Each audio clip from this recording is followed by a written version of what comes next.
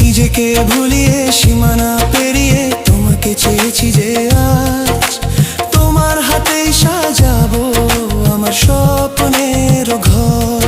আমি তোমার প্রেমে পড়ে দুনিয়া ভুলে গেছি।